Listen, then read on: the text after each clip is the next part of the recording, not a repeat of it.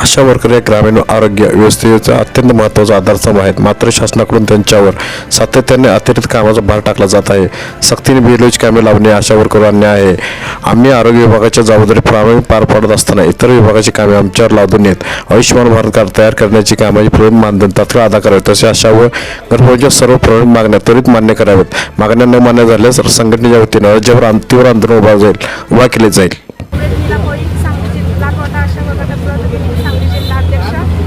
आज जो आम्ही मोर्चा काढलेला आहे तो कलेक्टर ऑफिसमध्ये काढलेला आहे. गेले 1 महिना झालं जे BLOचे काम आहे ते आशा व गटप्रवर्तक यांना सक्तीनं देण्याचे आदेश निवडणूक आयोगानं काढलेले आहेत आणि हे आदेश आहेत ते याचा पाठपुरावा आम्ही संघटनेच्या वतीनं राज्य लेवलला केलेला आहे. आयुक्तांनी तसं पत्रही काढलेलं आहे. तर तळागाळामध्ये आरोग्याचं काम करत असताना आशा व गटप्रवर्तक यांच्यावर आरोग्याची जबाबदारी आहे आणि ही जबाबदारी स्वीकारत असताना इतर अन्य काम करत असताना त्यांना येणाऱ्या अडचणीवर मात करत असताना आशाला खूप सामोरं जावं लागत आहे.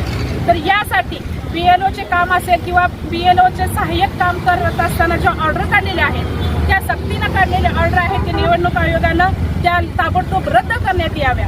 अन्यथा येणाऱ्या काळामध्ये आम्ही जो मोर्चा आहे किंवा जे आमचं आंदोलन आहे ते 21 जुलै रोजी आम्ही याचा महापाडाव म्हणून आम्ही आझाद मैदान येथे आम्ही महापाडाव म्हणून मोठं आंदोलन आम्ही आयोजित केलेलं आहे.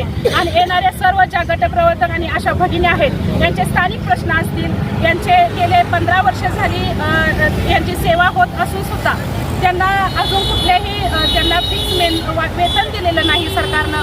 तसंच त्यांचं जे बाकीच्या ज्या गोष्टी आहेत फंड असेल, ग्रॅज्युटी असेल किंवा प्रसूती रजा असतील, किरकोळ रजा असतील, या सर्व अटी या सर्व अटी आणि हे सर्व आमच्या मागण्या जोपर्यंत हे सरकार पूर्ण करणार नाही तोपर्यंत आमचा हा आंदोलनाचा इशारा या सरकारला आम्ही देत आहोत.